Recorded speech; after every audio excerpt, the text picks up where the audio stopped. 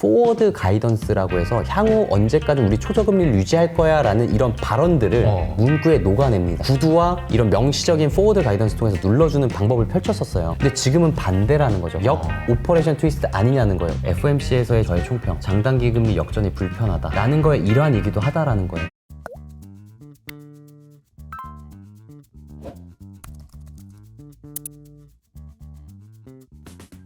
금리 인하는 그럼 언제 할 걸로 보세요? 저는 뭐 어차피 자료도 공표가 다 돼 있으니까 저희는 6월 인하 좀 보고 있고요. 6월 인하. 네, 네. 한국은 7월 인하를 좀 전망을 하고 있습니다. 한국이 더 늦게 하네요. 네, 네. 할 걸로 보시네요. 네, 알겠습니다. 6월 달에 인하하고 네. 그래서 인하 관련돼서는 네. 뭐 그 질문을 할 수 있는 게 지금 금리가 지금 미국 경제에 비해서 네. 높은 거예요? 낮은 거예요? 아니면 뭐 적당한 거예요? 이 어. 질문인 거죠. 그러니까 네. 그걸 판단하기 위해서는 기준이 필요할 거고 네. 그래서 이제 뭐 중립금리라는 얘기도 나오는 것 같은데 네. 연구원님 생각도 좀 궁금합니다. 금리 수준 자체가 적정한지에 대해서는 아무도 알 수 없을 것 아무도 같아요. 알수 없죠. 왜냐하면 네. 파급 효과를 지켜봐야 되기 때문에. 근데 우선 저희가 하나 확실했던 건 네, 네. 작년 3분기 정도 때 4분기 넘어갈 때 미국채 10년물이 5%를 찍은 적이 있죠. 네네네. 그때는 정말 힘들었던 거예요. 그러니까 재무부가 바로 나서서 장기물 발행량 더 이상 늘리지 않겠다, 오히려 줄였죠. 네. 그리고 파월도 10, 11월부터 정책 스탠스를 확 도비시하게 비둘기파적으로 완화적으로 바꿨습니다. 그거는 정부 입장에서 너무 부담됐던 거예요. 왜냐하면 저희가 지금 채권 말씀드리잖아요. 미국 국채가 5%예요. 근데 국채잖아요. 국채는 누가 발행을 하는 거죠? 정부가. 그럼 정부가 돈이 필요하니까 발행하는 거잖아요. 맞아요. 그럼 이자가 5%라는 얘기잖아요. 네. 5%라는 숫자를 10몇 년 만에 본 거예요. 예를 들어 10년짜리 5%로 발행을 했어요. 그럼 네. 10년 내내 그 이자를 줘야 된다는 것 자체가 정부 입장에서도 부담일 수밖에 없는 건데, 그래서 그 레벨을 모르나 5% 터치하니까 그렇게 정책 스탠스를 급변화시켰다라는 거는 그건 긴축적이다라는 겁니다. 아하. 그리고 정부가 감당하기가 어렵다. 그렇죠. 그러니까 은행 가서 대출 받아야 되는데 대출을 여러분 이렇게 생각해 보세요. 5%의 금리로 10년 동안 내야 되는 대출을 받는다고 생각해 보세요. 그거 얼마나 부담되겠어요. 근데 그렇죠. 그거를 정부 입장에서도 네. 하기가 쉽지 않았을 거고, 네. 그래서 내가 10년 동안 빌리는 건 내가 좀 줄여야 되겠다. 네. 미안하지만 그러고 나니까 이제 그래? 그러면은 이제 좀 금리 내려가다 보다 하고 채권을 투자자는 또 산 거죠. 그날 또 이제 네. 빌 에크만이 또 한번 그렇죠, 그 금리 고점 그 시점에 네. 트윗을 딱 날려가지고 네, 네. 이슈가 돼서 많은 분들 알고 계실 텐데 네. 그래 재밌네요. 그러니까 5%는 부담스럽다. 네. 그래서 지금 3.8까지 갔다가 이제 한 4.2 정도까지 왔어요. 네. 그러니까 4% 초반, 4.2%라고 보시면 될 것 같고, TLT나 이런 TMF, ETF 투자하시는 분들은 뭐 초장기에 연동돼 있지만 그래도 10년물 금리를 많이 보실 거라서 아마 금리 수준 다 아실 거다란 말이죠. 네. 이 수준에 대해서 물론 정책 금리가, 그러니까 기준 금리가 얼마냐에 따라서 이제 파급 효과가 더 긴 만기로 가겠지만. 연준의 수장인 파월은 어쨌든 지금 통화 정책은 제한적이다, 제약적이다라고 얘기를 하고 있어요. 그래서 지금 5.5%의 기준금리 수준과 뭐가 됐던 간에 그로 인해서 지금 4%를 넘는 10년물 금리는 어쨌든 긴축적이고 제약적인 걸로 받아들여야 되는 건 맞습니다. 그래서 저희는 뭐 긴축적이다라고는 보고 있고요. 네. 근데 여기서 이제 FOMC에서 제가 느꼈던 건 이거랑 비슷한 건데, 그냥 장단기 금리 역전이 지금 되어 있잖아요, 미국이. 네네. 미국은 단기물의 벤치마크를 국채 2년물을 보고 장기물의 벤치마크를 10년물로 보는데 네. 일반적으로 2년 금리보다 10년 금리가 당연히 10년 금리가 더 높아야 되는 거잖아요. 근데 그게 역전이 돼 있다고요. 네. 근데 역전이 돼 있었을 때 가장 불편한 건 은행이죠. 은행은 예대 마진으로 수익을 버니까. 네. 근데 이 장단기 금리가 되게 역전이 되어 있는 거를 전 좀 불편하다고 느낀다라는 거를 좀 받아들인 게 뭐냐면 올해 아까 서두에 고용하고 물가 좋다. 그러면 사실 점도표가 올해 3번 인하를 찍어놨었는데 12월 달에 네. 이번 3월에 발표될 때 2차례로 줄일 수도 있었고 시장에서 그런 의견들이 많았어요. 근데 뭐 한 명 위원의 차이긴 합니다만 3번을 유지했고 그리고 하나만 더 말씀드리면 3개를 유지한 게 이게 명목이에요. 명목. 네, 우리가 작년에 뭐 실질 금리, 뭐 실질 텀 프리미엄 이런 게 되게 이슈가 됐었잖아요. 그러니까 인플레이션을 제외하고 보자라는 게 실질이거든요. 근데 여기서 이번에 물가 전망치를 뺀 실질 점도표를 봐보면 더 내려갔어요, 점도표가. 그 얘기는 인하의 폭이 더 커졌다라는 겁니다. 그러니까 3번은 유지했지만 물가 상승률이 더 높아졌기 때문에 실제로 부양되는 효과는 더 커졌다라는 거예요. 간단하게 이해하면 실질 점도표 점이 올해 건 내려갔어요.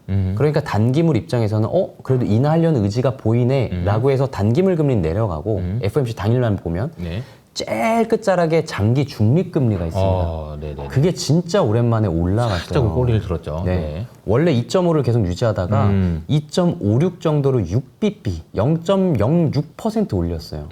사실 0.06% 올리는 거는 엄청 큰 숫자가 아닙니다. 0.06%. 네. 2.5에서 2.56이 된 거예요. 그럼에도 불구하고 시장이 좀 관심을 갖는 이유는 이게 추세가 될까 봐. 아하. 그러니까 중립금리라고 하는 건 이론적인 금리이고 네.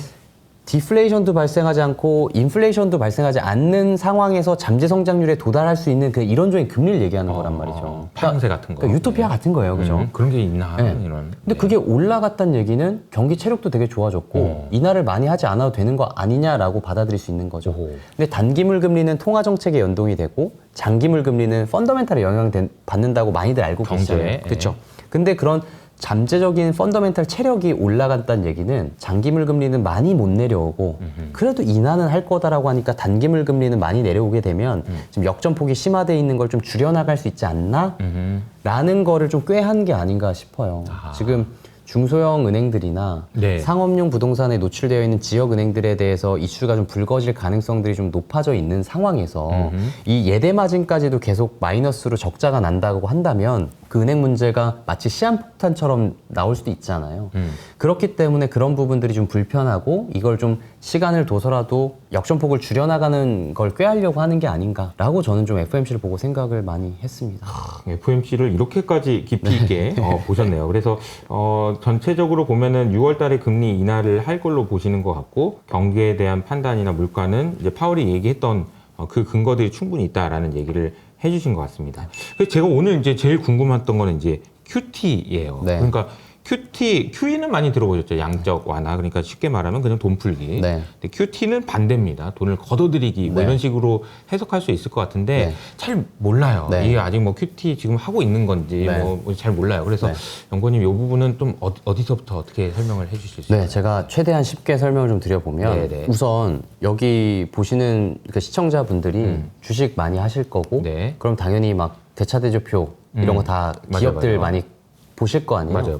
그러면 결국에는 자산하고 부채가 있어요. 그러니까 자본은 빼고 얘기할게요. 네. 그러면 자산 이퀄 부채가 되어야 이렇게 이퀄이 성립이 돼야 되는 거잖아요. 회계 등식이죠, 원리상. 그죠? 그죠? 황등식이죠. 이렇게 돼야 되는데 QE라고 방금 말씀 주셨던 거는 글로벌 금융 위기 때나 코로나 때나 어쨌든 경기가 안 좋으니까 금리 인하를 연준이나 중앙은행들이 하는데 네. 그것만으로는 지금 당장의 유동성 주입의 그 파급 효과가 되게 오래 걸리다 보니까 당장에 뭔가 유동성을 주입을 해야 된다라고 했었을 때 채권을 사준 거예요.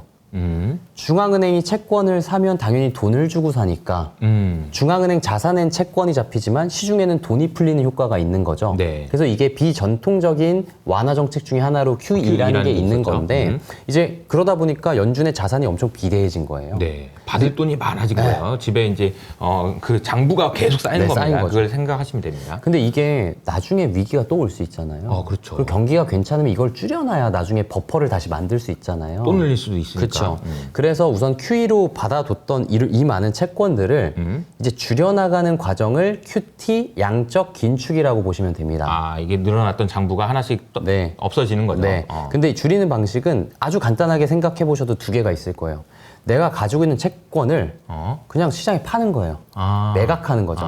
네. 근데 이렇게는 미국이 못해요. 왜냐면 무서워서. 네, 갑자기 많은 양들을 시장에 던지면 이게 소화가 될까? 만약에 소화 안 되면 받아줄 사람이 없으면 가격이 확 빠진다는 얘기는 금리가 튄다는 얘기죠. 상승한다는 그렇죠. 얘기잖아요. 그래서 그런 위험이 있기 때문에 지금 미국이 취하고 있는 QT의 방식은 뭐냐면 채권은 만기가 있잖아요. 네네네. 그 만기가 도래할 건데 예를 들어서 이만큼 100이라는 만기가 도래할 때 네. 한 80이라고 이 우리 캡 있죠, 캡. 캡을 씌우는 거예요. 그 얘기는 뭐냐면 만기가 이 정도 돌아갈 때 80 밑까지는 네. 만기 상환해서 없애버립니다. 채권을 소각해버려요. 그리고 나머지 20 정도는 재투자를 할 수 있게 해줘요. 네. 그러니까 한 방에 던지면 문제가 될 수 있으니까 좀 적절한 선을 넣고 이 밑에까지는 없애고 그 이상분에 대해서는 롤오버 차환을 시키는 거죠. 그러니까 그런 구조로 지금 연준은 진행을 하고 있어요. 조금만 부연 설명을 하자면은 연준이 가지고 있는 국채 네. 종이 쪽지 그 장부가 있는데요. 장부에는 다 써 있어요. 이게 언제 만기가 도래합니다. 이게 만기가 되면은 미국 정부가 빌린 돈을 갚아줄 거예요. 이렇게 써 있어요. 그러면 만기가 된 날 내일 만기가 된 게 예를 들어서 100억이 있다. 네. 그러면은 80억까지는 돈 내놓으세요. 네. 그래, 약속한 대로 네, 만기 돈 상환을 갚으세요. 하는 거죠. 만기 상환하세요. 은행 생각하시면 돼요. 근데 만약에 20% 정도는 그래 좀 더 쓰세요. 네. 돈을 더 준다는 네. 얘기예요. 그래서 80% 정도만큼 줄이는 거. 요게 네. 이제 QT다 이렇게 정의하면 되겠습니다. 맞습니다. 네, 여기까지는 이해했어요. 네. 네. 그래서 이게 QT인데 저희가 여기서 되게 주목해서 자료를 쓴 건 뭐냐면 QT는 방금 말씀드린 대로 보유 자산을 줄이는 거예요. 네. 그럼 연준 대차 대조표 안에 자산을 지금 감소시키는 과정을 QT라고 저희가 설명을 드린 거잖아요. 네. 그럼 아까 자산 이콜 부채. 아, 그러네요. 그러면 부채도 그 똑같은 양만큼 감소가 되어야 될 거죠. 그죠? 근데 부채에서 중요한 항목이 크게 세 가지가 있습니다. 첫 번째, TGA라고 하는 현금 잔고가 있고 방금 설명드린 게 여기 이제 자산 중에 제일 큰 항목이 보유 자산이다라고 보시면 되고 네. 이게 그냥 연준이 보유하고 있는 채권인데 이걸 줄여나가는 과정이다라고 설명을 드린 거고요. 그럼 부채 쪽을 말씀을 드려보면 첫 번째 말씀드릴 게 이 TGA라는 건데 TGA. 네. 이게 그냥 미국의 재무부 계좌라고 보시면 돼요. 재무부한테는 자산이에요.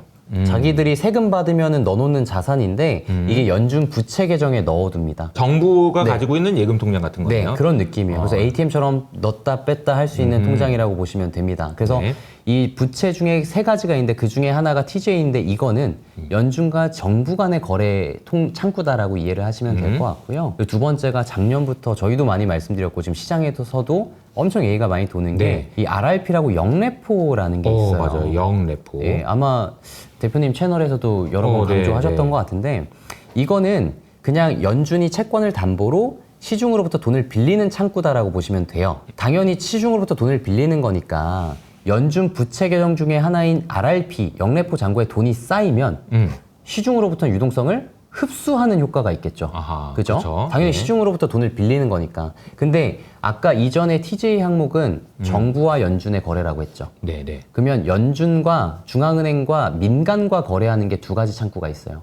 그 하나가 이 영레포다라는 거예요. 그리고 영레포는 그러니까 그냥 잘 모르겠다 그러면은 네. TGA는 정부가 쓰고 있는 네. 중앙은행 연준 예금 통장. 네, 그 ATM기. ATM기. 예. 그리고 영레포는 민간이 쓰고 있는 민간인데 은행이 아닌 은행이 아닌 금융기관. 은행이 아닌 네.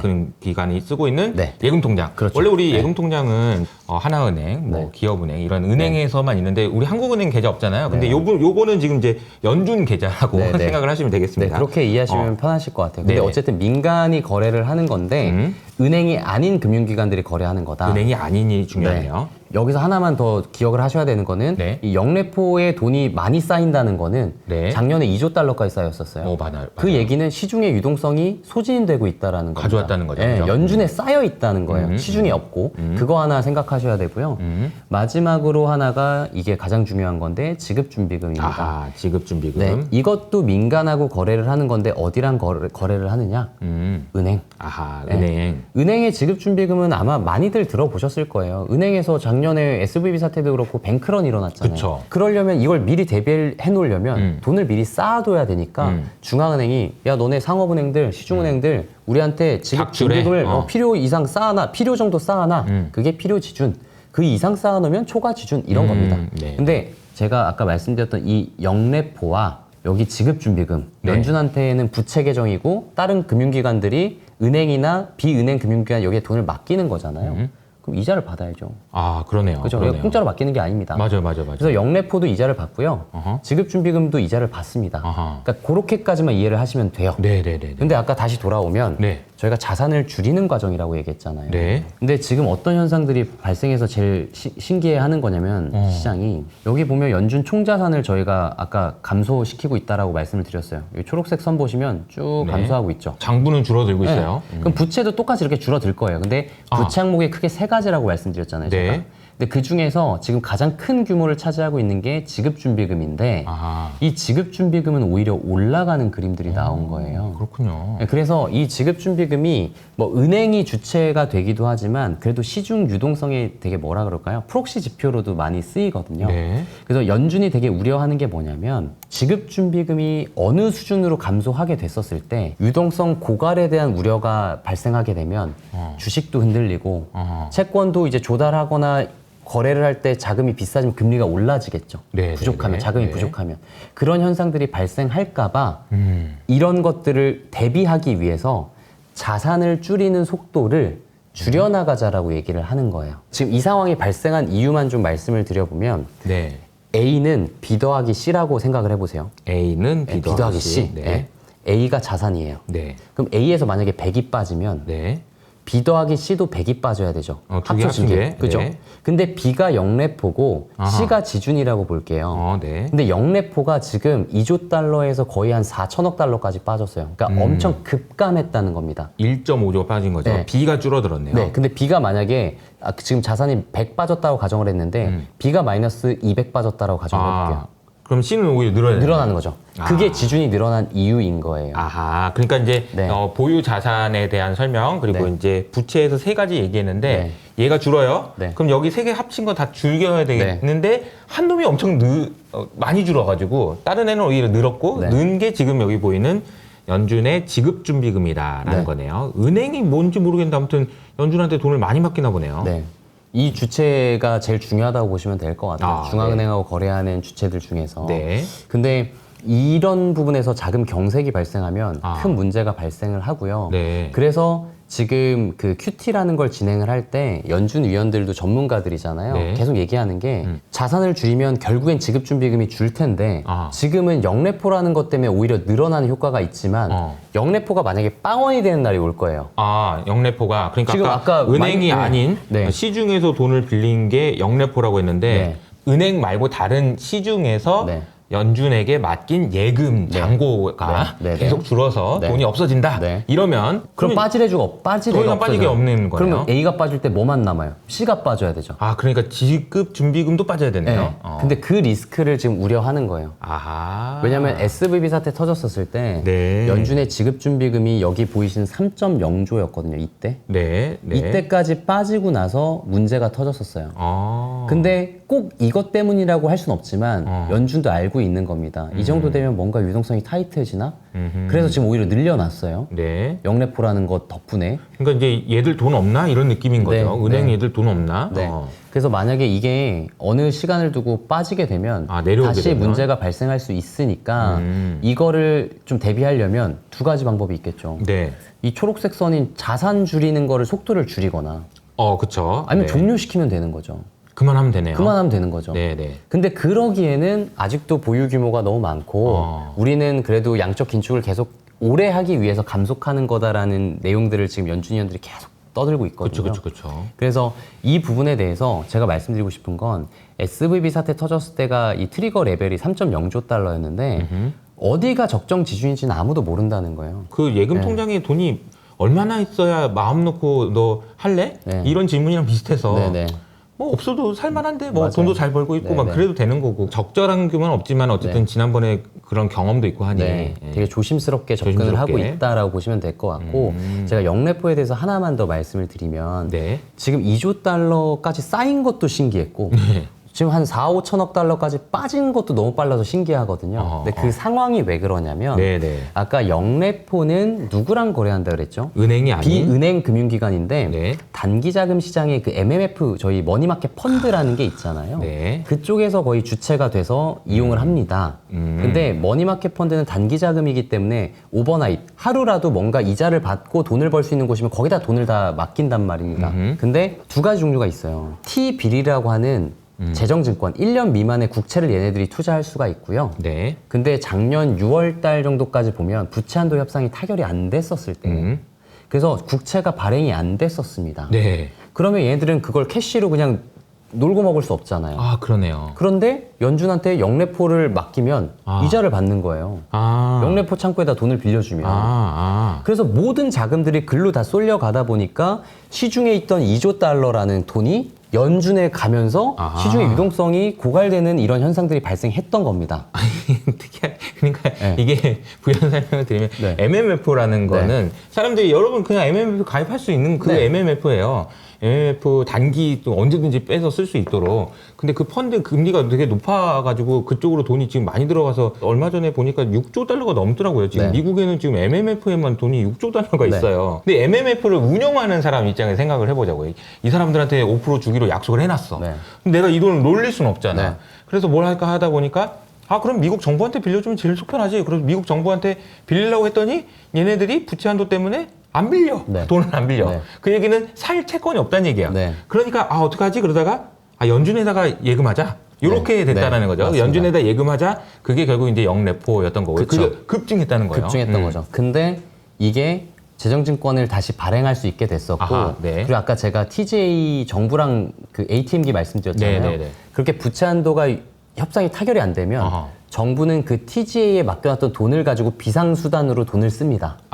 그렇군요. 그래서 T빌이라는 국채를 발행 못했었을 때 음흠. TJ 돈을 엄청 써서 타결되기 전까지 TJ가 거의 빵원 가까이 빠지게 돼요. 그때 돈이 없어서 네. 이런 얘기 나왔는데 네. 그게 미국 정부가 연준에다 맡긴 돈이 다 떨어진 거야. 그렇죠. 그러면 나중에 이 위기가 발생했을 때 쓸 비상수단이 없잖아요. 네네네. 그 반대로 해석하시면 되죠. 정부 입장에서는 그럼 돈을 빨리 보충시켜놔야 될 거 그렇죠, 아니에요. 그렇죠. 그래서 타결되자마자 TV를 엄청나게 찍습니다.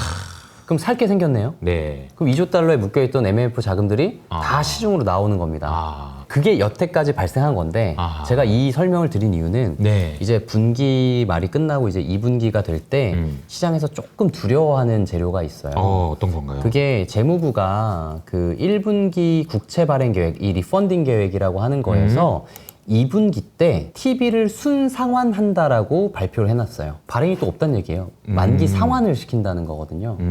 그러면 MMF 입장에서는 다시 자금을 어디로 가져가야 됩니까? 살 게 없네 또. 네.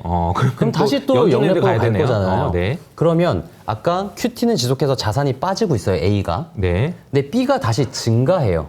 음. 그러면 C는 오히려 B가 줄어드네요. 마이너스였었을 때 플러스 효과를 봤다면 B가 증가하면 C는 다시 마이너스가 되겠죠. 네. 그래서 지준이 감소할 수 있는 재료가 아하. 2분기 때 발생할 수 있어서 아하. 그런 부분들을 일각에서는 좀 우려를 하고 있습니다. 근데 저의 생각은 뭐냐면 이미 이 부분에 대해서 스터디들이 너무 많이 됐어요. 네, 네. 그리고 연준도 다 알고 있을 겁니다. 어허, 네. 그래서 이 부분을 선제적 대응하기 위해서 3월 FOMC 기자회견에서 음. QT 감속에 대해서 우리가 fairly soon 조만간 발표할 거다라는데 공통 의견들을 가지고 있다라고 얘기를 했거든요. 그래서 자산 속도를 좀 줄여주면서 네. 지준이 감소해야 되는 속도도 어느 정도 줄여나갈 수 있게끔 조금 그 대책을 미리 마련하지 않을까라고 보고 있고 3.0조가 트리거 레벨이었다 그랬잖아요. 네. 근데 지금 3.6조예요. 여전히 6천억 달러의 버퍼가 남아 있습니다.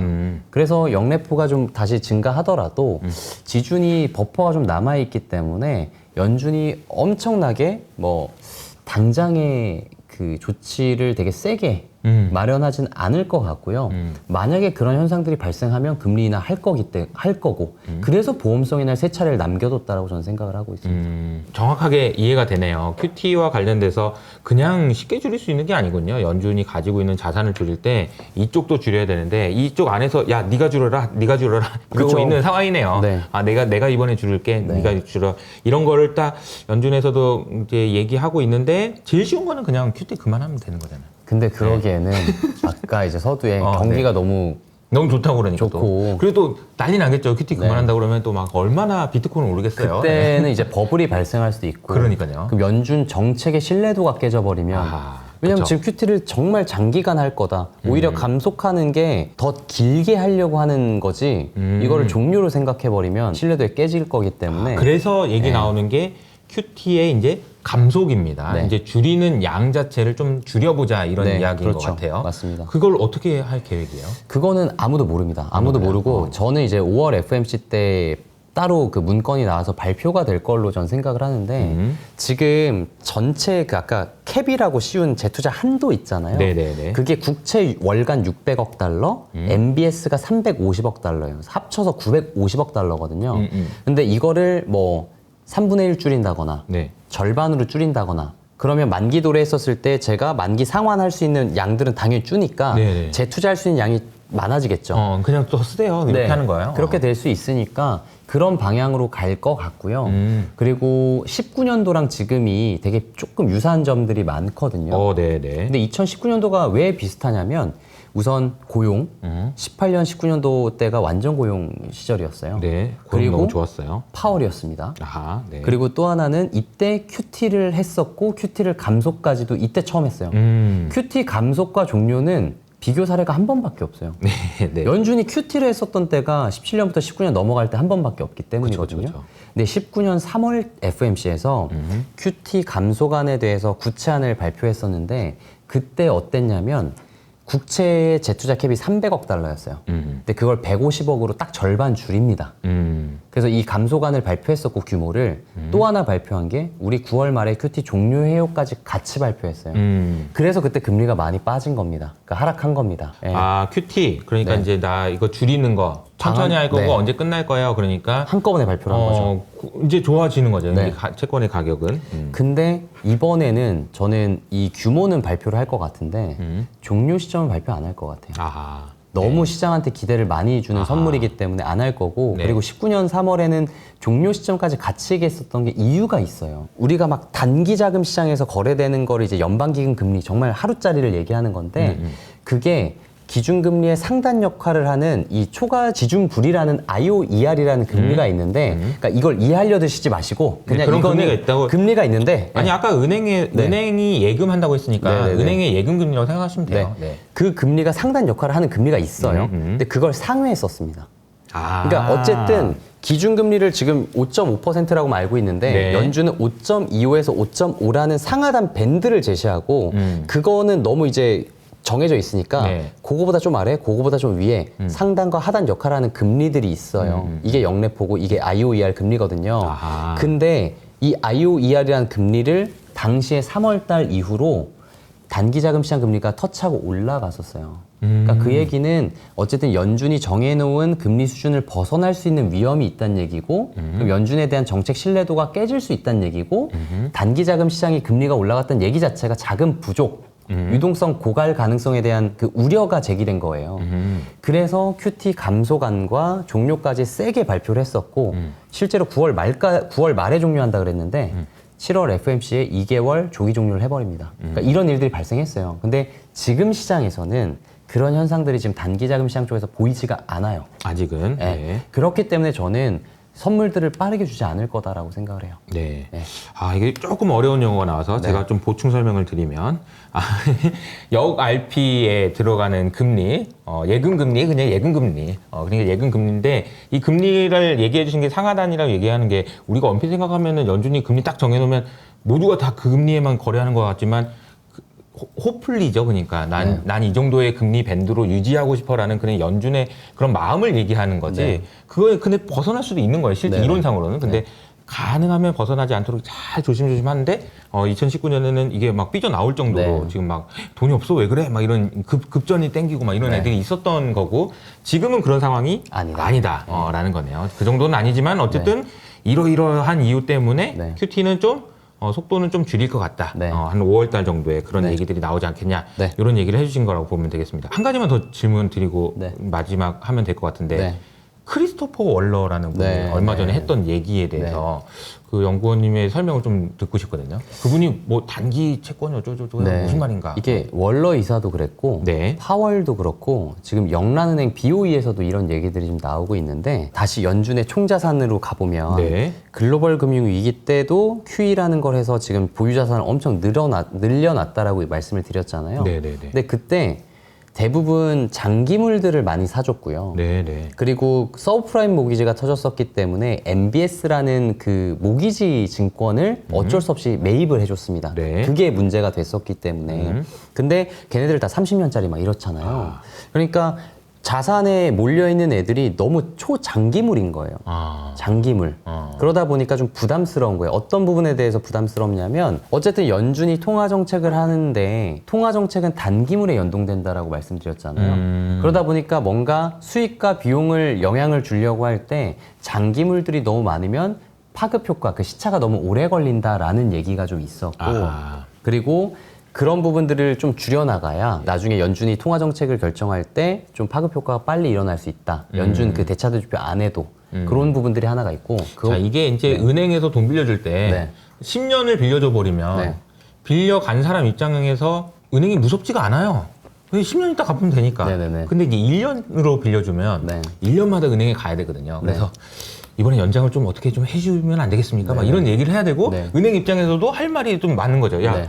요새 뭐 장사 안 되는 것 같은데 갚아라. 라든지 이런 이야기라도 한다라는 게 어떻게 보면 그 연준 입장에서는 내가 정책을 이렇게 쓰려고 하는데 그 정책을 쓸 수 있는 카드가 많아진다라는 이야기로 해석할 수도 있을 것 같고 그러려면 단기로 많이 빌려줘야 된다. 단기 채권을 많이 가지고 있어야 된다. 이런 얘기인 거네요. 그것도 있고 이제 두 번째 더 중요한 게 두 번째, 뭐냐면 네네. 통화정책 사이클을 길게 보면 이럴 거잖아요. 예를 들어 금리 인하면 인상 사이클, 인하 사이클, 인상 사이클처럼 비전통 통화정책만 보면은 QE, QT, QE, QT 되겠죠. 그렇죠, 그렇죠. 근데 지금은 이제 QE하다 QT 시기인 거예요. 네. 근데 TB를 사야 QE 다음에 QT가 오는 거를 투자자들 입장에서 시장 참여자들 입장에서 신뢰도가 간다라는 얘기를 해요. 근데 이게 어떤 말이냐면 다시 한 번만 네. TB를 사야 뭐라고요? QE에서 QT로 넘어갈 때 신뢰도를 더 강화시킬 수 있다라는 말을 합니다.